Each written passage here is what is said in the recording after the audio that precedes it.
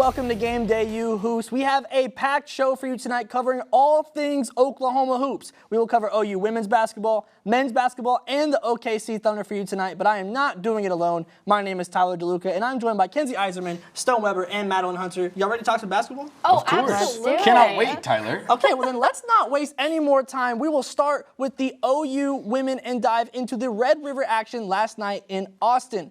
And the game did not go the 14th ranked Sooners' way, frankly, at all. OU has relied on their trio of seniors, Maddie Williams, Taylor Robertson, and Anna Yanusa all year for scoring, and none of them found their way into double digits. As you can imagine, that was a recipe for disaster. OU would end up losing the game in a blowout fashion, 78-58. And predictably, head coach Jenny Baranczyk wasn't satisfied with the performance. You know, especially in that third quarter, we didn't respond after a missed shot, and then we turned it over. And, you know, obviously their ball pressure was really good. But we turned it over on the bounce quite a bit. And listen, guys, Texas isn't a slouch. Like, this team was ranked number 3 to start the season in the entire nation. They faced some injuries with Rory Harmon going out, their star player, had some transfers coming in. It's starting to feel like they're kind of gelling a little bit, so obviously you don't want to lose to your rival. Especially not to Texas. Yes, obviously you don't want to lose to Texas. Obviously you don't want to lose in a blowout, but there's worse teams to lose to. No, I agree. But looking back on not this rivalry, but the last one, I want to look at Bedlam instead. I want to touch on Anna Yanusa's career 1,500-point record that she reached. That was a huge monumental moment, not only for Anna, but also for the team as well, because she is the 14th Sooner to ever reach it. Yeah, and you guys touched on the seniors so far. I'm going to touch on Taylor Robertson. She tied the all-time three-point record last night, which is an impeccable performance, and congratulations to her. But that was overshadowed by this game, shooting just 1 of 18 in the third quarter. I'm happy for her to get that milestone, and she's so close. But I think there's bigger problems at hand. I agree with you, and I've got my eyes on Maddie Williams, who was a huge instrument for the Sooners in the last 2 matchups. Williams was just named Big 12 Player of the Week for the 2nd time this season, and I think she's going to continue to be an absolute weapon for the team moving forward. And yeah, realistically, there's no time to dwell on this loss for the Sooners, as they will be hitting the road once again on Saturday for a matchup at 18th ranked Iowa State. This will be the 2nd matchup of the season between the two teams, and the first one here in Norman was won by OU 82-79. For this matchup, Jenny Baranczyk sees the need to get their offensive flow back. Our ball movement wasn't great. We didn't make them work enough. And so that's something that, because they're going to work. So you just got to keep making them work. Our receivers needed to be a lot better, I thought. Much time for Oklahoma to put that Texas game behind them, but it is a necessary thing to do if they want to go into an always tough Ames environment and win on the road. Kenzie, we'll start with you. What do you have your eye on for this game? Now, unfortunately, this last game isn't a perfect reflection of this OU women's team because they typically never fail to step up. But saying that, there's one opponent that they're going to have to watch for, and that's senior guard Ashley Jones. Jones is a 5th year that decided to miss out on the WNBA draft last year, but most likely will be in the first round this year because of her talent on the court, averaging 19.5 points and 9.5 rebounds per game. And on the fun side, Ashley's sister Aubrey Jones is on the Sooners team, so that'll be a fun sisterly matchup to watch for. Yeah, those sibling matchups are always exciting, and Aubrey Jones is a young star, and she's exciting to watch as well. But it was a tough loss for the last night. I touched on it earlier. They shot just 1 of 18 from the field in the third quarter, putting up just 6 points. These team's superstars, they have to play better, specifically Maddie Williams. She only had 8 points last night, but she also had 10 turnovers. That's just inexcusable from your super senior. And when your team goes through droughts like that, you need to look for your veterans to step up, and she didn't step up last night. Yeah, and I mean, Iowa State absolutely dominated Maddie Williams, and they were without center Stephanie Suarez, who suffered a torn ACL in the first quarter of their matchup against OU, taking her out for the remainder of the season. The Cyclones were definitely faced with some shock value, figuring out how to adjust without Suarez, who adds major strength and size to the post position. Iowa State's record was 10-3 and is now 14-4 without Suarez, so we will see how this will affect the matchup against OU this weekend. Yeah, I think there's a lot of factors at play. You have the Suarez injury, which obviously the shock value during the first matchup, but now they've been able to kind of have a couple games without her, learn how to play without her. Still a lot of process to go through, but who do you think wins this game? Like I said earlier, the Sooner women always seem to step it up, so I'm taking OU. The climb is going to start right now. Kenzie, I'm going to agree with you. OU's going to have a bounce-back game, and the seniors are going to step it up with a big road win. I'm going to agree with both of you. I'm going to take OU. I think the ladies will definitely bounce back from their loss against Texas. All right, well, everyone here is picking OU, and I think you should pick to stay with us here on Game Day U Hoops as we dive into some men's basketball next.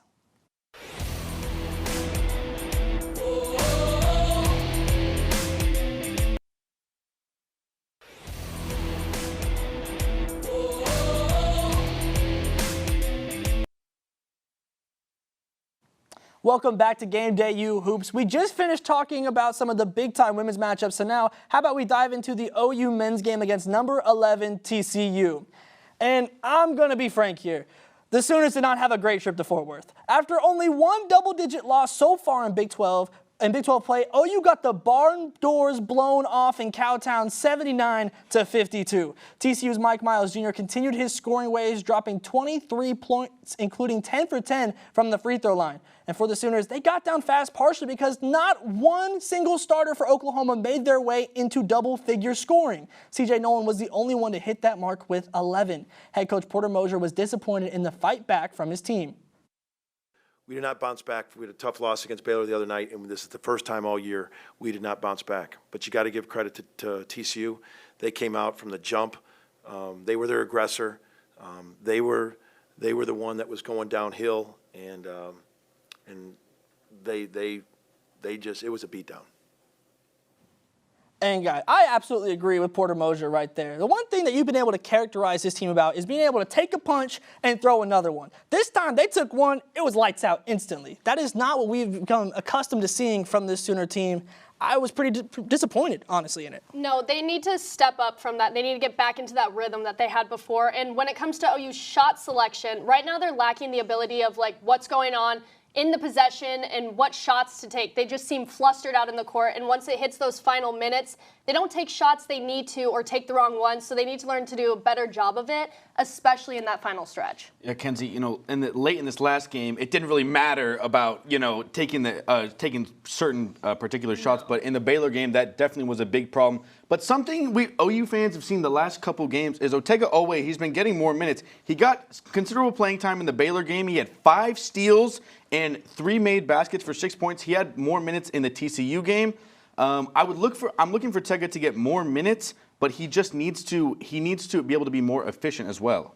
Yeah, I'm looking for Otega to get some more minutes as well, but in order for the men to get back in the win column, they need to get stops on the stretch. They gave up 30 second chance points against Baylor and 17 against TCU. So if they want to have a chance against the number 2 team, they will need to step it up on the rebound advantages and turn the ball around. Well, you mentioned the number 2 team there, and for some teams, Big 12 teams, the Big 12 SEC challenge comes, they might feel a bit of fresh air to get out of this incredibly tough conference. But Oklahoma is not so lucky. The second-ranked Alabama Crimson Tide will be rolling into Norman on Saturday, and Porter Moser knows his team has a lot of refocusing to do before it.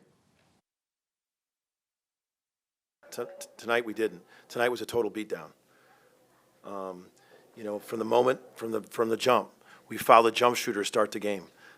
We fouled 3 jump shooters to start the game. We were passive against their press. Their length and athletic ability is tremendous. The defensive length of switching, and then they're just absolutely going so downhill in transition, and then they rebound. Combination of all that, but. Anytime a team ranked as high as Alabama comes to town, it is bound to be a major occasion. Kenzie, what do you have your eyes on for this game? Brandon Miller, Alabama forward. Do not forget his name because he's going to be the guy the Sooners are going to have to watch for. Miller is averaging 9.8 per game and shooting 45% from the 3. NBA scouts are saying that he's already established himself as the 3rd or 4th best player in the draft. If that doesn't say anything about his talent or what OU is going to have to try to be prepared for, I don't know what else does. Yeah, Kenzie, you just touched on it. He averages 20 points a game, and he shoots 45% from 3. If OU wants to have a chance in this game, they need to score more points, and I think that starts from sophomore guard CJ Noland. CJ Noland had 11 points last game. Congratulations! He's hit double digits twice this year. He averages 3 points a game in 16 minutes. That is completely unacceptable. Other sophomores on this team, like Bijan Cortez, have stepped up when they've gotten more minutes. but he has taken a step back, and if OU wants to have a chance, they need a shooter like C.J. Nolan to get hot against Alabama on Saturday. Yeah, and I mean, if C.J. Nolan isn't willing to contribute, I think we need to see more of Ortega away. But if we're giving him more minutes, it means he needs to be more efficient with how he uses them. In his matchup against Baylor, Away showed no fear against the Bears with numerous hustle plays that were crucial in the one possession game. Away had more minutes against TCU, yet he still struggles to create in the half-court setting and needs to prove he can make moves offensively. Those are all great points, but I need a verdict. Do you guys think that Oklahoma can pull off this upset?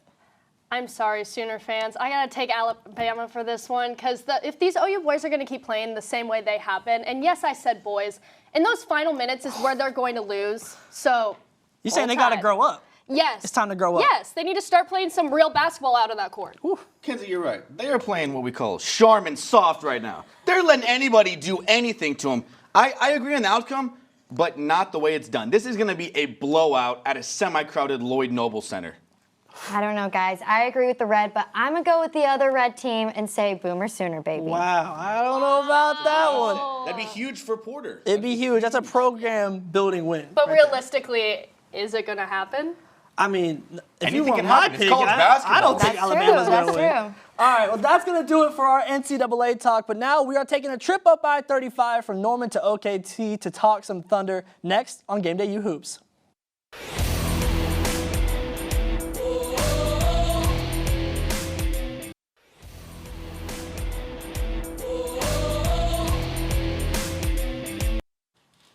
Welcome back to Game Day U Hoops. Let's take it to the NBA and talk about arguably the most exciting team in the association, the Oklahoma City Thunder. It can officially be said, the Thunder are in the hunt for the playoffs. OKC now sits just a half game behind Utah for the final play-in spot in the West, and the Thunder have been in very solid form the past 10 games, winning 7 of those. Head coach Mark Daigneault discussed riding the emotional roller coaster of a season. You tend to ride the emotional roller coaster a little bit more. So when you win, the highs are a little higher. When you lose, the lows are a little lower. Or when you play well or play poorly, and we just try to use the 0-0 mantra as a way to ground everybody back in the moment. Because ultimately, with a season this long or a career this long, or with how long seasons are, getting yourself back to like a consistent place is important. All right, well, we got the lay of the land, but I want to hear from you three and go more in depth. What are your thoughts on the games this week? So we'll start with you, Kenzie. This Nuggets-Thunder game was very competitive throughout, but the moments that mattered the most were in the final seconds of the game. The Nuggets power forward Zeke Naji hit 2 free throws to tie the game at 99. Now here comes the Thunder with 10 seconds left. Gilgeous-Alexander makes a mid-range jump shot to give OKC the lead. And in the final 2 seconds of the game, Jamal Murray misses a fadeaway shot, allowing the Thunder to take the win 101-99. And that is a thrilling win for the Thunder, and a great win at that. The Nuggets are a very good team. I believe they're first, if not tied for first in the Western Conference. That is a very good win for them. But last night, the Thunder welcomed former OU star Trae Young to the Paycom Center, and it was a battle of superstars. Young had 33 points, 11 rebounds, while shooting 50% from behind the arc, And the Thunder's Shai Gilgeous-Alexander had 36 points, 7 assists, and 5 rebounds. However, the Thunder fell short 137-132. Biggest key to this game, just play a little bit more defense, and you're going to beat one of the rising stars in this league. Now, looking at tomorrow's game, the Cavs are coming off a 2-point loss to the Knicks, but Donovan Mitchell returned and didn't look too rusty. I'm looking forward to seeing how these starting backup courts match up with Josh Giddey and SGA heating up and Donovan Mitchell looking like an all-star for the Cavs. We should see some really good guard play. I'll tell you right now, there's one common thread from all three of y'all's points, and that's Shai Gilgeous-Alexander because he's him. The shine coming off that star has been so bright this season, and I think it should be a lock that he makes his first All-Star appearance this year. We know he's not going to be a starter, but he should absolutely be a reserve. I thought he should be a starter. No, I agree 100%, but in order for the Thunder to gain a winning streak, they're going to have to do a few different things, but most importantly, their rebounding percentage. Madeline touched on this earlier, but rebounding and allowing those free points is what the Thunder are going to need to see more wins in their future. It sounds just like OU. The men's team, you just need to rebound the ball better. Similar pattern going Give up some less second chance points. But I think the biggest takeaway of the season so far is that the Thunder are competing. They're no longer just seen around the league that they're tanking, that they're just trying to get Victor Wembanyama or trying to get all these draft picks. Tyler touched on earlier, they're only half a game out of the play-in tournament, which is a far cry from where they have been the last couple of seasons. It is nice to see them flip the script this season, and I've been really impressed with Jalen Williams. Jalen Williams from Santa Clara, to be specific. He's living up to his potential and making a huge impact in his first season. Yeah, J-Dub has been fantastic. Another guy that has really kind of shined this season next to SGA. We've seen Giddey take some strides. It's been an all-around improvement from this entire team, and we're seeing the results on it in the record. I'm excited to see if they're able to make it to that play-in tournament. And if they did have Chet Holmgren, I think they would be a lock for the playoffs. I agree. I think that's incredibly safe to say. And that's the one thing they're missing, and it's just right there on the bench. It's just time ticking away. But that's going to do it for us with this group. But stick with us because we have some games to pick next.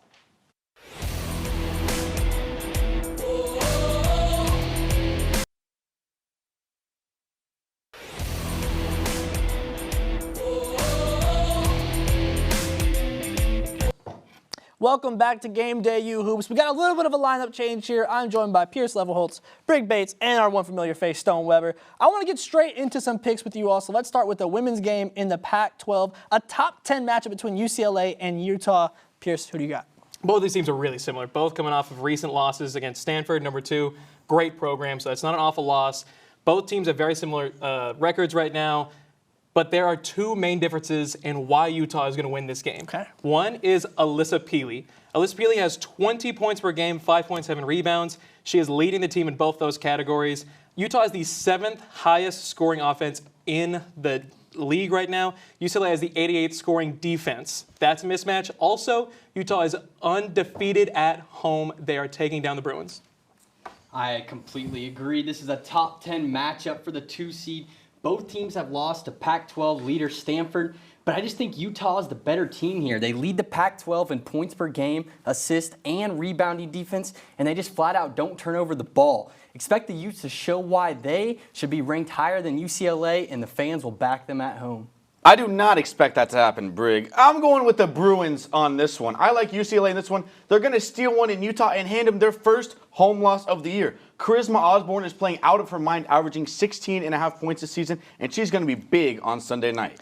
I don't know. I think I got Utah on this one. Sooner fans probably know pretty well what happens when you go play at Utah based on what happened earlier this season. But let's flip it over to the men's side for the battle of bright orange, Texas and Tennessee. Who all do you have? I understand that Tennessee has the best defense in the country. And I understand that Texas is the underdog in this matchup. But give me the Longhorns. Marcus Carr is about to have a huge game, averaging 17.6 points per game and 4.3 assists. Leads the team by a margin on scoring. He's going to need to step up and get a really good spread-out offense for them to pull off the upset. I just can't go with you there. Both teams are well-rounded, but they're both coming off 3 days of rest. The only thing that separates the 2 teams is this Vols D is just dominating. Like Pierce said, they're holding the opponents to the fewest points in the league, and they do so by dominating the perimeter around the nation, holding their opponents to 21% from the field goal and 33% from the field goal and 21% from 3. They flat out don't make mistakes, leading in assist to turnover ratio. I think the Vols win a low-scoring one. Brig, I'm going to have to agree with him on this one. Pierce, you should know this. It's the SEC. It just means more. And, you know, I think Tennessee, after losing a heartbreaker last year to Texas in the Big 12 SEC Challenge, I think Rick Barnes is going to get revenge on the Longhorns. And don't forget about Santiago Vescovi. Averages only 12 points a game, but shoots 35% from behind the arc. I think he has a big one in Rocky Top. All right, last one. Let's take it to the NBA. The Nuggets are headed to Philly on Saturday for a matchup between the 2 best centers in the league. Pierce, do you think that Philly can defend home court? Normally, I would think this is going to be a great game. But the Nuggets are just so banged up right now. Right now, Jokic is day-to-day. Jamal Murray is day-to-day. Michael Porter Jr. is out right now. Sixers are on a 6-game win streak. They continue that. They roll 7 games tonight. You know, both teams are on an 8-2 run their last 10 games, and they're anchored by 2 of the best basketball players in the world. But I just don't see Jokic playing. If the Nuggets want to take care of their superstar, they don't want to test this lingering hammy injury that he's been dealing with all season.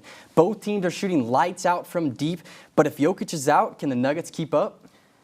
Yes, they can. Bones Highland is your answer. I'm sorry. This Philly team is going to lose tonight, and then the Eagles will lose this weekend. It's just a rough weekend. It's a rough weekend coming for Philadelphia sports. I think the Nuggets are going to steal one on the road. Philadelphia, they tend to be a little cocky when it comes to their sports. I think the Nuggets are going to steal this one from them. Yeah, cocky for good reason, I think. I think the 76ers are absolutely going to defend home court. It's going to be a winning weekend for Philly sports. You know there's nothing like a Philly home court advantage. All right, but that's going to do it for us. For Pierce Levelholtz, Brig Bates, and Stowe Weber, I am Ty DeLuca, and we will see you next week.